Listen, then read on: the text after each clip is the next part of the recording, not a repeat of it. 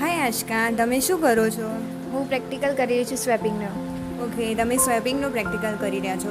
જ્યાં તમે આ 3 વેરિયેબલ લીધા છે એ બી અને ટર્મ, એની જગ્યાએ આપણે 2 વેરિયેબલનો યુઝ કરીને નંબર સ્વેપિંગ કરવું હોય તો થઈ જાય? હા. ઓકે, તો મને કરીને બતાવો.